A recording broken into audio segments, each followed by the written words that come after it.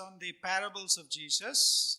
और इन संदेशों की श्रृंखलाओं में जो हम प्रभु यीशु मसीह के दृष्टांत के विषय में कर रहे हैं, Today we will be looking at part 7 in the series. और आज हम इसके भाग 7 में हैं प्रभु यीशु मसीह के दृष्टांतों के द्वारा, We are still in the Gospel according to Matthew. और हम इसे मत्ती रचित सुसमाचार से देख रहे हैं.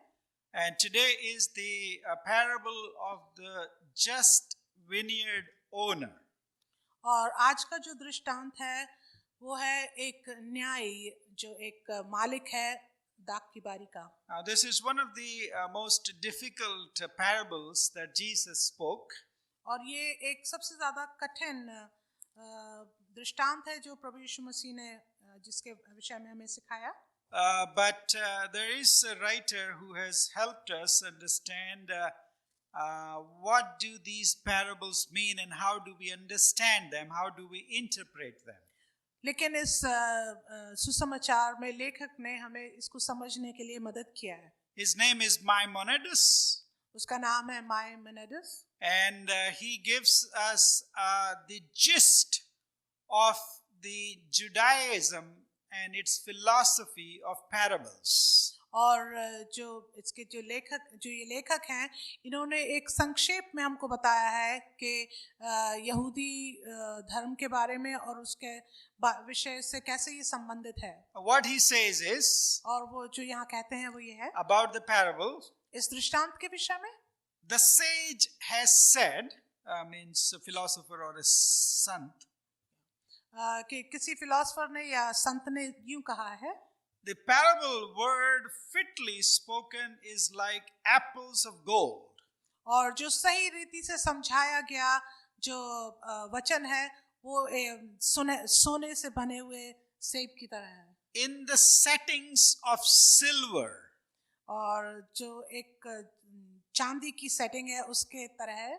The settings of silver or a filigree traceries, what I mean by that, और इसका मतलब ये है, like a jeweler makes these silver ornaments, और जैसे एक सोनार किसी ऑर्नामेंट को बनाता है with tiny holes to peek through them.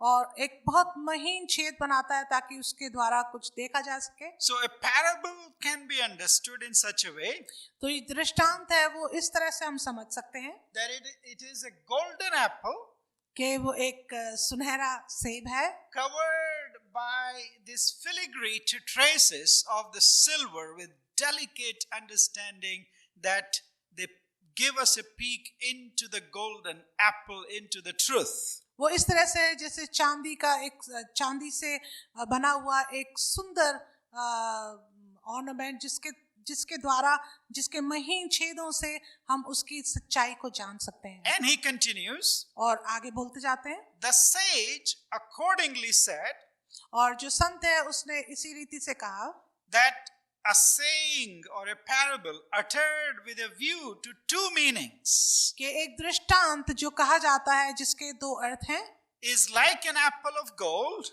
वो इस तरह से है जैसे एक सुनहरा सेब overlaid with silver filigree work, जिसको जड़ा हुआ है चांदी के महीन काम से, having small holes that give us a glimpse of the apple of gold.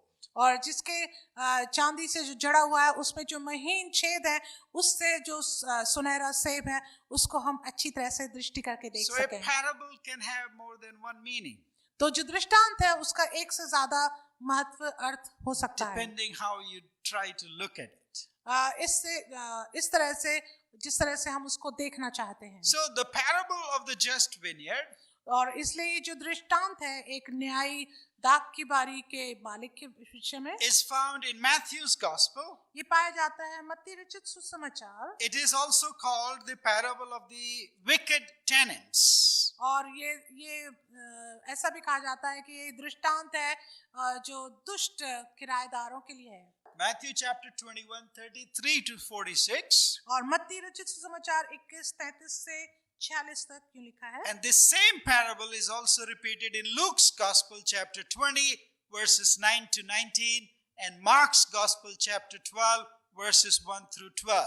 और यही जो दृष्टांत है ये दोहराया गया है मरकुस 12:1-12 में और लूका 20 में। As I said, this is a very difficult parable to interpret and understand. और जैसा मैंने आपसे कहा ये काफी कठिन दृष्टांत है समझना और बोलना, And it is intentional. और ये जानबूझकर ऐसा है। That's the reason Jesus spoke to them in parables in the first place. इसीलिए प्रभु यीशु मसीह ने उनको हमेशा दृष्टांत से सिखाना चाहा। But like that man who said these parables are like apples of gold, और जैसे इस व्यक्ति ने बताया था कि ये दृष्टांत सुनहरे सेब की तरह है, covered with delicate silver filigree or whatever you call it, traces that we can peek into and see the gist of it, the golden thing. जो कि जड़े हुए हैं चांदी के एक जाली की तरह ऑर्नामेंट से, जिसके महीन छेदों से उसको अंदर आप देख सकते हैं। Let's go one by one and try to understand what this parable means. और हम एक एक करके देखेंगे कि इस दृष्टांत का अर्थ क्या है। Now, there is a vineyard. The first thing, there is the vineyard. और पहली बात यह है कि एक दाख की बारी है। There are actually 3 parables in the gospel according to Matthew about just the vineyard. और कम से कम 3 दृष्टांत इस मत्ती रचित सुसमाचार में है जो केवल दाख की बारी के विषय में है। We saw last time in Matthew chapter 20 there was this parable of the vineyard and the workers in the vineyard. और पिछले हफ्ते हमने देखा था पिछले अध्याय में कि एक दाख की बारी है और उसमें कुछ लोग काम कर रहे हैं। In all of these 3 parables of the vineyard in Matthew, और मत्ती के इन तीनों दृष्टांतों में जो दाख की बारी के विषय में है, it is very clear ये बिल्कुल स्पष्ट है that Jesus was referring to the people of Israel. कि यीशु मसीह जो है वो खास तौर से बता रहे हैं ये इस्राएल के लोगों के विषय में। Because in the Hebrew scriptures in the Old Testament, क्योंकि इब्रानी जो व्यवस्था है उनके अनुसार the figure of vineyard is many times used for the people of God. क्योंकि जो दाख की बारी है उसके अनुसार वो परमेश्वर के लोगों के विषय में है। So it is impossible to imagine that Jesus by the vineyard was referring to anybody else other than the Jewish people. और इसलिए ये बिल्कुल उचित है समझना कि प्रभु यीशु मसीह जो है वो यहूदी लोगों के विषय में बात कर रहे But हैं। as you see this parable in Matthew chapter 21 and verses 33 to 34, पर जैसे अभी आपके सामने पढ़ा गया, यदि आप मत्ती 21 उसके 33 और 34 आयत में देखेंगे, see the structure, what the owner did with the vineyard. तो आप उसमें इस तरह की बात देखेंगे कि जो मालिक है वो क्या करता है अपनी दाख की बारी से। There are 4 points of construction: और इसमें 4 बातें हैं। planting. एक लगाया जाना दाख की बारी का, After the planting, he did the fencing. और फिर दाख की बारी लगाने के बाद उसको चारों ओर बाड़ा बांधा। And not only that, he also arranged for a wine press within the vineyard. और उसी दाख की बारी में उसने रस का कुंड खोदा। Not only he was concerned about the wine press and the safety of the vineyard, therefore he also built a tower. और ना केवल ऐसा किया बल्कि उसने एक गुम्मट भी बनाया। What does this remind you of? तो ये आपको क्या याद दिलाता है? Nothing, कुछ भी नहीं, because we hardly know what a vineyard is. क्योंकि हमें तो ये भी नहीं पता कि दाख की बारी क्या है। I haven't seen a wine press ever. How the wine is made out of the grapes in a vineyard. और मैंने तो ये भी नहीं देखा कि कैसे दाख का रस बनाया जाता है, कभी नहीं देखा। But Jesus wasn't speaking to me primarily.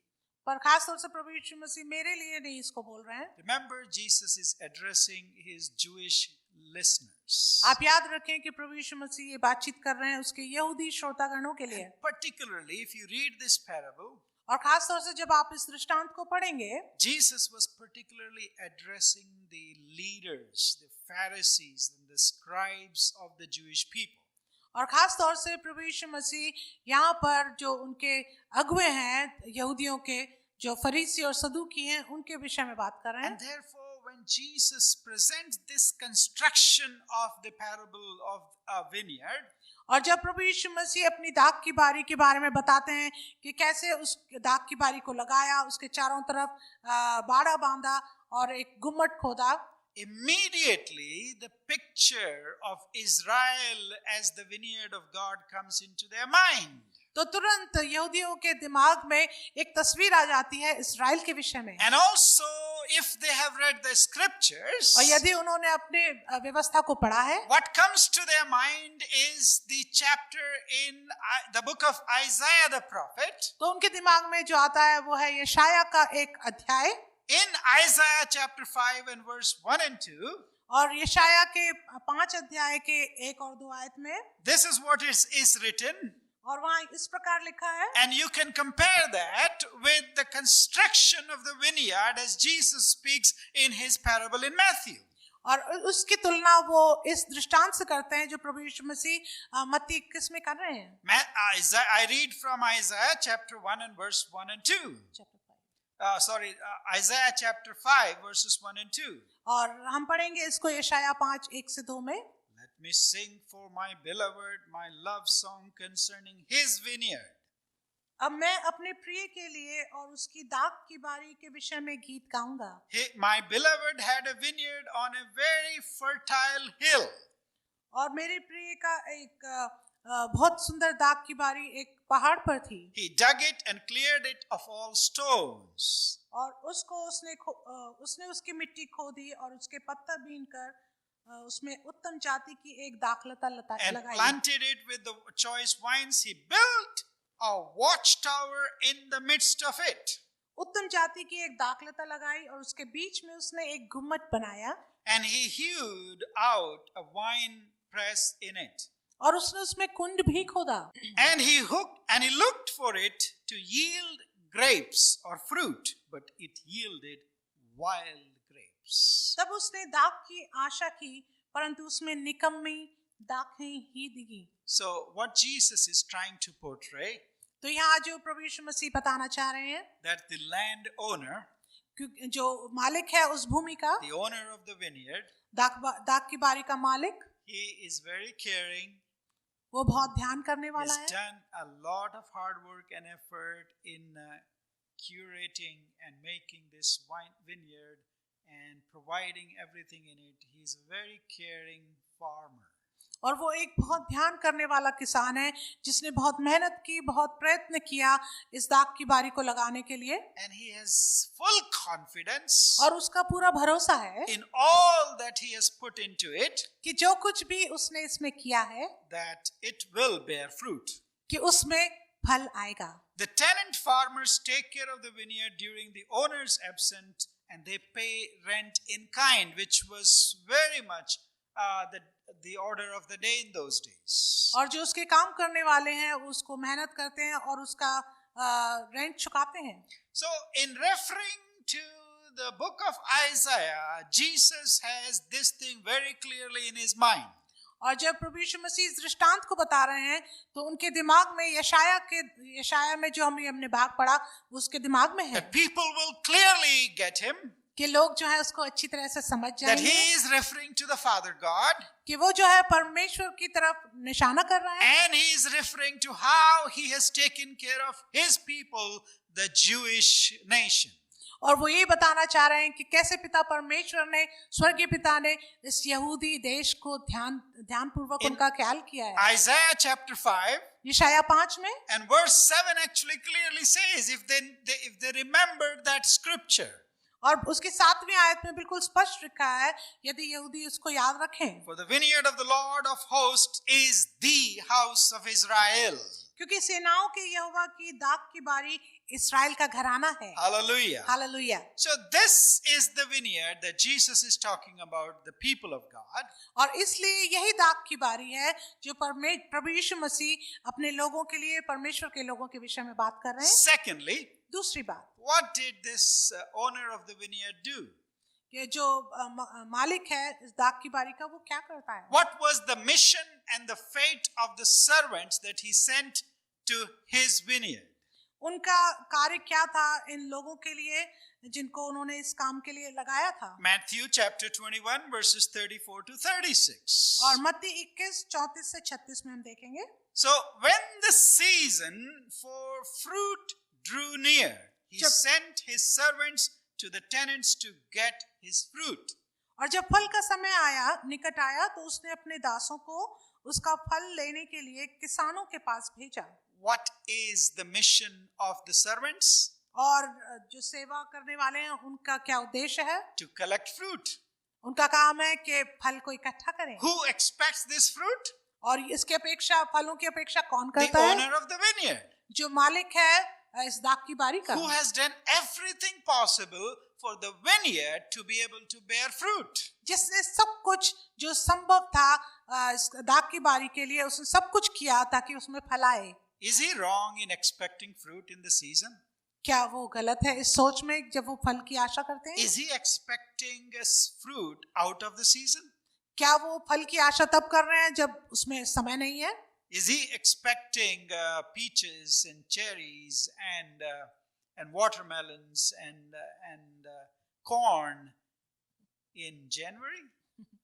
क्या वो इस तरह के फलों को जो अभी बताए गए क्या उसको जनवरी के समय में उसकी फल की आशा करेंगे? No, verse 34 says, when the season for the fruit drew near, जी नहीं, लेकिन 34 आयत में लिखा है जब फल का समय निकट आया he sent his servants on a mission. तब उसने अपने दासों को एक कार्य के लिए भेजा। He was right and he had all the right to expect fruit and collect that fruit from his vineyard which belonged to him. वो बिल्कुल सही था और उसके पास पूरा अधिकार था कि वो उनको भेजे, और क्योंकि समय था फल का तो वो जाके उस फल को लाने के लिए उनको बोले। But what did the tenants do? लेकिन किसानों ने क्या किया? Verse 35. 35 आयत में The tenants took his servants and beat one, killed another, and stoned another. Again, verse 36, he sent other servants. How many we do not know. More than the first this time, and they did the same to them. पर किसानों ने उसके दासों को पकड़ के पीटा और किसी को मार डाला, किसी को पथराव किया। फिर उसने पहलों से अधिक, हमें नहीं पता कितने, लेकिन और ज्यादा दासों को भेजा। उन्होंने उनके साथ भी वैसा ही किया। The servants and their mission और जो सेवक और जो उनको कार्य दिया गया था was to collect fruit. उनका कार्य था कि वो फल को इकट्ठा करें। The owner, the Lord God, is just and right in demanding fruit, in expecting fruit, in collecting fruit from his people. और जो मालिक है इस दाख की बारी का वो बिल्कुल सही है और न्याय है इस बात में, क्योंकि वो समय आने पर वो फल इकट्ठा करने के लिए अपने दासों को भेजता है। Remember, Jesus was referring now to the history of the Old Testament as a vineyard. और आप याद रखें, अब जो प्रभु यीशु मसीह इस दृष्टांत में वो बताना चाह रहे हैं पुराने नियम के अनुसार पूरे देश के लिए, जहाँ जो उसकी दाख की बारी की तरह है। In the long history of Israel, और जो बहुत लंबा इतिहास है इस्राएल का, God has sent time and again his servants into the vineyard so that he could see fruit in their lives. और पुराने नियम में हम पूरे इतिहास में देखते आए हैं कि परमेश्वर ने बार बार लोगों को भेजा ताकि वो लोगों के बीच में कार्य करे। Most of the prophets and the messengers of God in the Old Testament have been stoned and killed. और बहुत से भविष्यवक्ता और बहुत से दास जो भेजे गए उनको या तो मार दिया गया या उनको पथराव किया गया। Jesus was not hiding this from his listeners, and that's why it made especially the Pharisees and the Sadducees mad at him. और प्रभु यीशु मसीह किसी भी बात को इन लोगों से छिपा नहीं रहे हैं, इसलिए यहूदी लोग और जो फरीसी लोग हैं, जो सदूकी लोग हैं, वो प्रभु यीशु मसीह से नाराज हो जाते हैं जब वो ये सुनते हैं। Thirdly, in this parable, और तीसरी बात हम इस दृष्टांत में देखेंगे what is the mission and the fate of the son? कि क्या मिशन है, क्या सेवा का कार्य है पुत्र के विषय में। Verse 37 onwards, और मत्ती 21:37 के आगे लिखा है, Jesus says, यीशु ने कहा, clearly referring to himself, वो पूरी तरह से अपने लिए बात कर रहे हैं। finally he, the owner, sent his son to them saying, they will respect my son. और अंत में जाकर मालिक ने कहा कि अब वो अपने पुत्र को उनके पास ये सोचकर भेजा उसने कि वे मेरे पुत्र का आदर करेंगे। But verse 38 says, 38 आयत कहती है, when the tenants saw the son, परंतु जब किसानों ने पुत्र को देखा they said to themselves, तो आपस में कहने लगे, this is the heir. ये तो वारिस है, Come, let us kill him and have his inheritance. आओ हम इसे मार डालें और इसकी मीरास ले लें। And they took him और उन्होंने इसे पकड़ा and threw him out of the vineyard and killed him. और उसे मार कर दाख की बारी से बाहर निकाल दिया। In verse 17 it says, finally, और 37 आयत में लिखा है, अंत में उसने अपने पुत्र को a भेजा। clear reference to Jesus as sent by God और बिल्कुल स्पष्ट रीति से वो बता रहे हैं कि यीशु मसीह को परमेश्वर ने to the भेजा people of Israel. इस्राएल के लोगों के लिए। And the Son, remember, is sent last and final. और आपको मालूम है, ये जो पुत्र भेजा गया, ये आखिर में अंत में भेजा गया। God is not going to send anybody else after he has sent his Son Jesus Christ to this world or to the people of Israel. और उसमें स्पष्ट लिखा है कि अंत में यीशु को भेजा, और परमेश्वर जो है यीशु मसीह के बाद किसी और को नहीं भेजेंगे कि वो इस संसार को बचाए। And Jesus makes himself clear that he is the heir of all the vineyard that God has planted Amen. on this earth. Amen.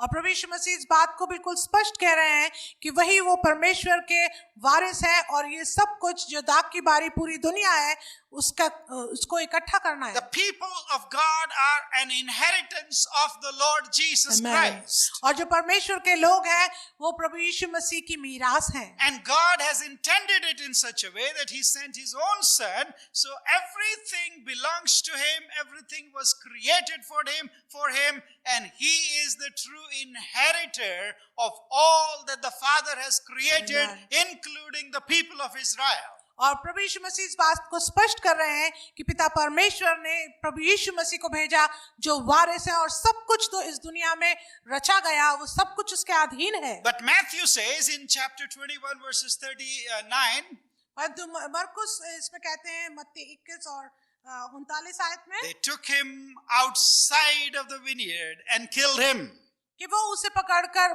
दाख की बारी के बाहर ले गए और उसको मार डाला, pointing to the way that Jesus died just outside of Jerusalem. और उस बात की ओर संकेत करते हुए कि प्रभु यीशु मसीह को यरूशलेम के बाहर ले जाकर उसको मारा गया। So what was the mission of Jesus Christ? इसलिए प्रभु यीशु मसीह के आने का मिशन क्या था? Just like the servants that God had sent before Jesus Christ, उसी प्रकार से जैसे परमेश्वर ने प्रभु यीशु मसीह से पहले अपने दासों को भेजा, the Son also came to collect fruit, to see fruit in the vineyard of God. जो बेटा है वो भी भेजा गया दाख की बारी में कि वो फलों को इकट्ठा करे। In the people of God, लोगों, परमेश्वर के लोगों के मध्य में, in the vineyard that he has prepared and worked hard. उस दाख की बारी में जिसके लिए परमेश्वर ने मेहनत करी। What is he expecting? और वो क्या अपेक्षा कर रहे हैं? Fruit. फल, Abundant fruit. बहुतायत का फल, Because he has done everything for us. क्योंकि उसने सब कुछ हमारे लिए कर दिया। So thirdly, और तीसरी the बात, fate of the Son also went like the fate of the servants that God has sent earlier. और उसी प्रकार जैसे पहले दासों के साथ हुआ, उसी प्रकार से प्रभु यीशु मसीह जो तीसरी बार अंतिम समय में भेजे गए, उनके साथ भी ऐसे ही किया गया। So fourthly, we see in this parable, और चौथी बात हम इस दृष्टांत में देखेंगे, Jesus asked them a rhetorical question.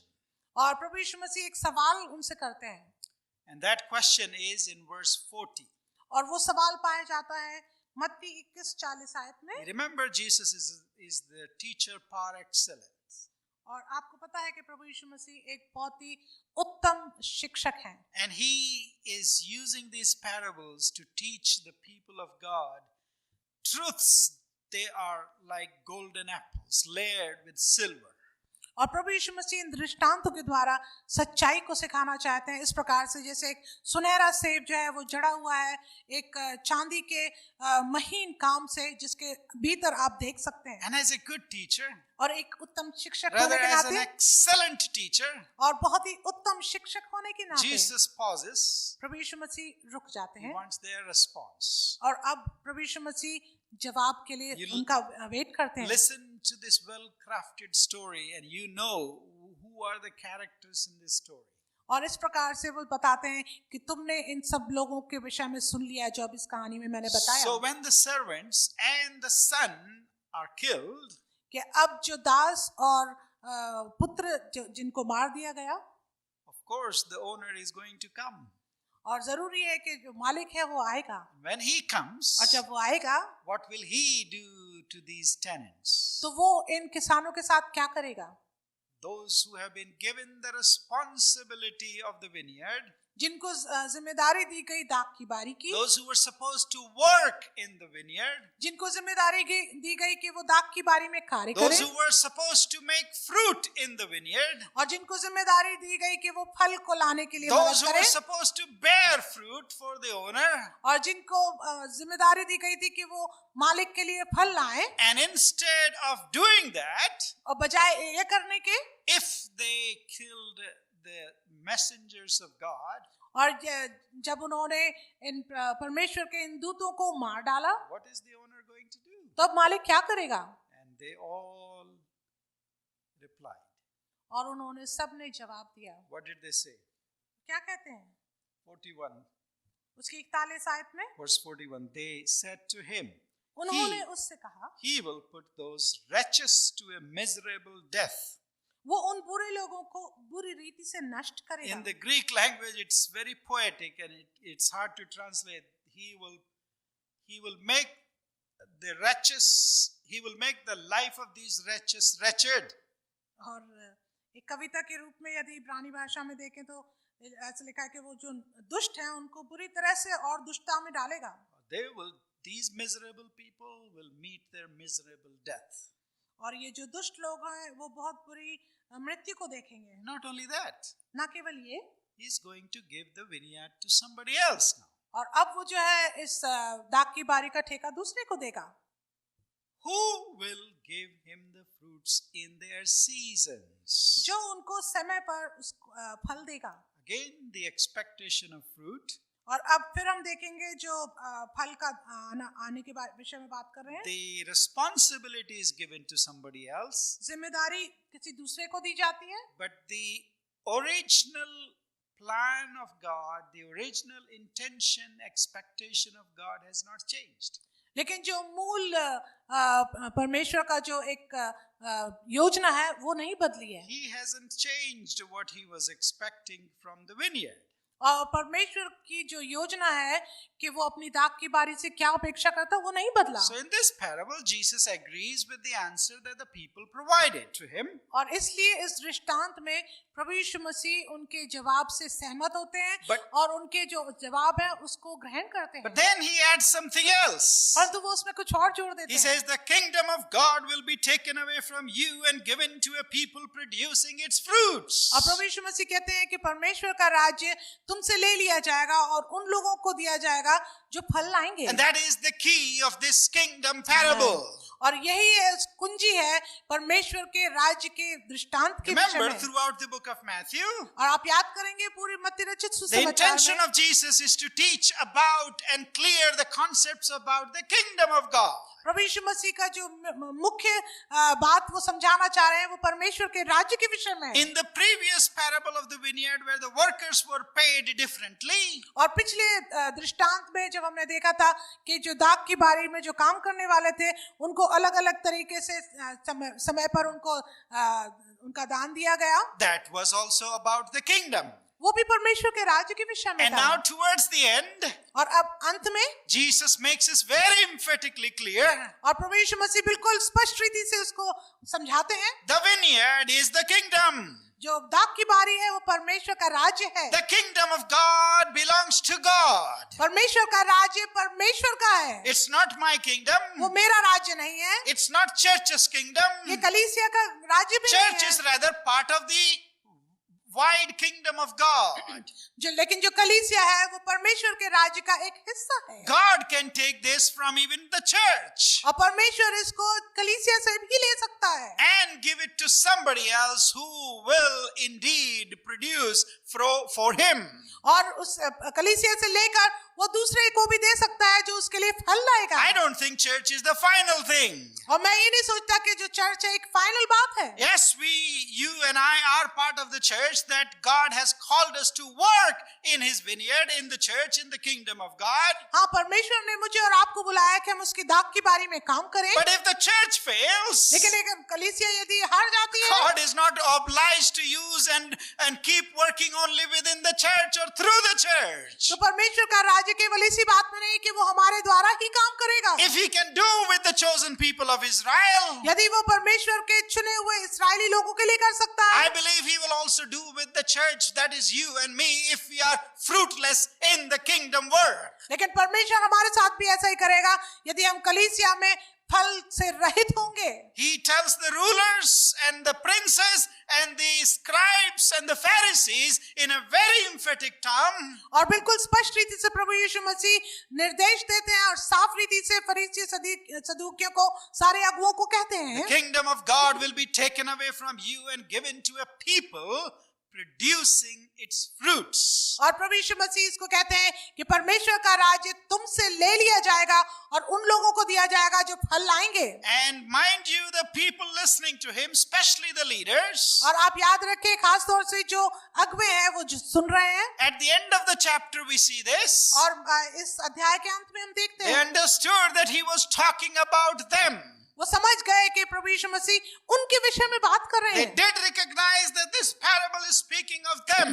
वो बिल्कुल पहचान गए कि ये दृष्टांत उनके विषय में है। They recognized that they were the ones who were rejecting Jesus as the Son of God. और वो इस बात को स्पष्ट रीति से समझ गए कि वो वही हैं जो प्रभु यीशु मसीह को परमेश्वर का पुत्र होने के लिए मानने के लिए तैयार नहीं है। This is nothing new. ये कुछ नई बात नहीं है। For the last 6 months, पिछले 6 महीनों से if we read the story of Jesus moving toward Jerusalem, Jesus for the last 6 months has been clearly telling them about the kingdom and about his death. और प्रभु यीशु मसीह जबकि यरूशलेम की ओर बढ़ रहे हैं तो इन पूरे 6 महीनों में प्रभु यीशु मसीह अपने अंत के दिनों में अपनी मृत्यु के विषय में लोगों को बता रहे हैं। He told about his death to his disciples mainly in the last 6 months several times. और कई बार अपने शिष्यों को प्रभु यीशु मसीह ने अपनी मृत्यु के विषय में बताया। But now, पर अब through this parable, इस दृष्टांत के द्वारा Jesus is telling the rulers and the Pharisees who were listening to him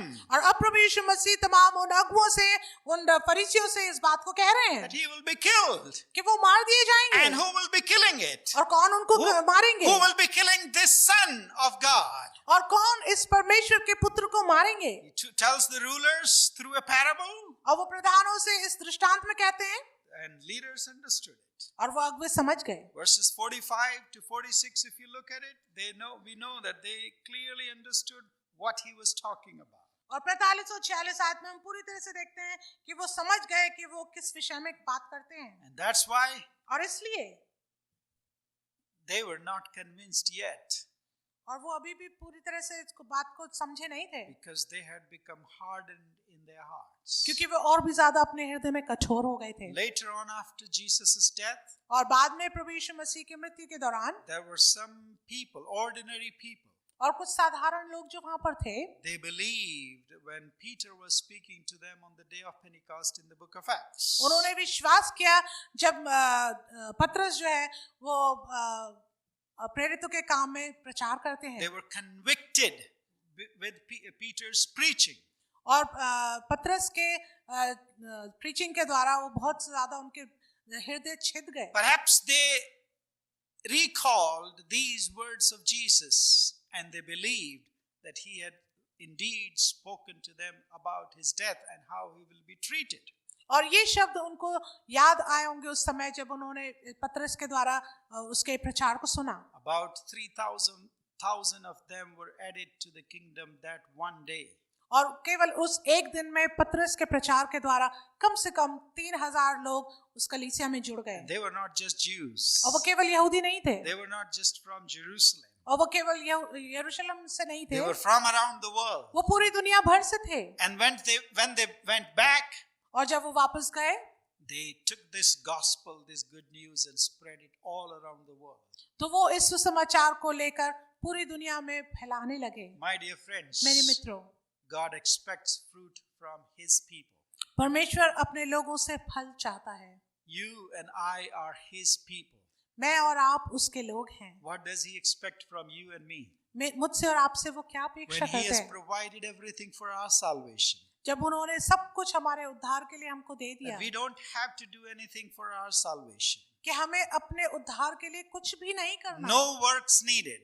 कोई काम कर्म नहीं It's चाहिए। all by the grace and forgiveness of Hallelujah. God that comes through the death of Jesus Christ. और ये सब कुछ परमेश्वर के अनुग्रह के द्वारा, जो प्रभु यीशु मसीह की मृत्यु के द्वारा जो क्रूस पर हुई उसके द्वारा है। So God has brought us into His vineyard. परमेश्वर ने हमें अपनी दाख की बारी में बुला लिया। He has planted us. He has taken us who were the wild berries or who were the wild vines, and He has put us in His vineyard. और हम जो एक जंगली दरख्त की तरह थे, हमको उठाकर परमेश्वर ने अपनी दाख की बारी में लगाया। But are you just happy to be in the vineyard? आप क्या केवल इसी से खुश हैं कि आप उसकी दाख की बारी में Are हैं? you just happy that you are in the church? आप केवल इस बात से खुश हैं कि आप चर्च में हैं? Are you just happy that this is a warm place, cozy place, nice fellowship, some nice food at times? क्या आप बस इसी बात से खुश हैं कि आप एक अच्छी गर्म जगह में आके बैठ सकते हैं, कभी कभी आप संगति कर सकते हैं या खाना भी खा सकते हैं? But remember and forgetting that God expects something more than that from us. ये भूलते हुए कि परमेश्वर हमसे इससे ज्यादा कुछ अपेक्षा करता है। We should remember these words of Jesus, the deep, deep words of Jesus like golden apple. और हमको इन बहुत गहरे गहरे वाक्यों के बारे में जो प्रभु यीशु मसीह ने कहा, एक सुनहरे सेब की तरह। We don't have much time, my dear friends. मेरे मित्रों, हमारे पास बहुत ज्यादा समय नहीं है। God still expects fruit from the kingdom. परमेश्वर अभी भी चर्च से अपेक्षा करता है फल की। And this kingdom of God will be taken away from you and me. और ये जो परमेश्वर का राज्य है, ये हमसे और आपसे, मुझसे और आपसे ले लिया Who have जाएगा, been planted in His vineyard. जिनको इस दाख की बारी में लगाया गया है। And it could be given to somebody else. Perhaps who they are, I don't know. और ये किसी को भी दिया जा सकता है, और वो कौन होंगे मुझे नहीं मालूम। Jews never expected what Jesus was saying. They never expected that the Gentiles like you and me could be part of the vineyard. और यहूदी लोग कभी इस बात को नहीं समझे कि ये जो अन्य जाति हैं, जो मैं और आप हैं, कभी भी इस दाख की बारी में लाए जा And if सकते we हैं। don't understand, और यदि हम इसको ना समझे, it will take a fraction of a second for God to do what He did earlier. तो ये बहुत ही कुछ ही समय लेगा उस परमेश्वर के लिए करने के लिए जो उसने पहले किया। Let us therefore, friends, इसलिए मेरे मित्रों, आइए let us not fail like the Jewish leaders did, और हम फेल ना हो जाएं उन यहूदी अगुओं की तरह। but let us all continue to bear fruit for the kingdom, for the vineyard of Amen. God. और हम सब ऐसा होने दे परमेश्वर के, हम फल लाए परमेश्वर के राज्य के लिए। Remember what is the logo of this church? और आपको याद है कि हमारे इस चर्च का लोगो क्या है? Can anybody remind me, please? Producing and bearing fruit। Yeah, don't forget that. That's a reminder to all. और हमारी कलीसिया का जो लोगो है वो है परमेश्वर के लिए फल लाना और बहुत सा फल लाना। Being rooted in the vineyard of God, in the work of Jesus Christ, और हम जो दाख की बारी में परमेश्वर के राज्य में लगाए गए हैं and bearing fruit. और जो फल लाएंगे, If you don't bear fruit, यदि हम फल नहीं there's लाएंगे no point of being part of the South Asian church or the vineyard of God or the kingdom of God. तो कोई फायदा नहीं है साउथ एशियन चर्च के कलीसिया के मेंबर होने God का expects- या परमेश्वर के राज्य का हिस्सा होने का। God is right and just, and He expects fruit from us. परमेश्वर सही है, न्यायी है, और वो हमसे अपेक्षा करता है कि हम फल लाएं। Let us be faithful to Him. और हम परमेश्वर के प्रति वफादार रहें, विश्वास May योग्य the रहें। Lord bless us through these words. परमेश्वर इन शब्दों के द्वारा हम सबको आशीष Let's दे। pray. आइए प्रार्थना।